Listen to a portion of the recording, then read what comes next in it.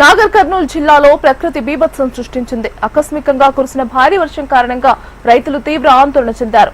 ఉరుములు మెరుపులతో కూడిన ఈ వర్షం కోతల దశలో ఉన్న పంటలకు భారీ నష్టం కలిగించిందని రైతులు తెలిపారు. ప్రత్యేకంగా వ్యవసాయ మార్కెట్ యార్డులో నిల్వ ఉంచిన మొక్కజొన్న తడిసిపోవడంతో రైతులు తీవ్ర నష్టాన్ని ఎదుర్కొంటున్నామన్నారు.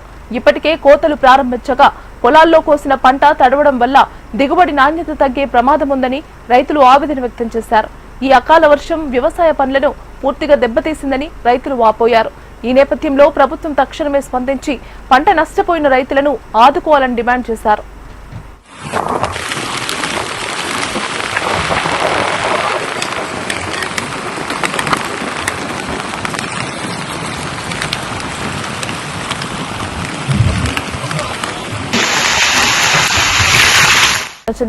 ఉరుములు మెరుపులతో కూడిన ఈ వర్షం కోతల దశలో ఉన్న పంటలకు భారీ నష్టం కలిగించిందని రైతులు తెలిపారు. ప్రత్యేకంగా వ్యవసాయ మార్కెట్ యార్డులో నిల్వ ఉంచిన మొక్కజొన్న తడిసిపోవడంతో రైతులు తీవ్ర నష్టాన్ని ఎదుర్కొంటున్నామన్నారు.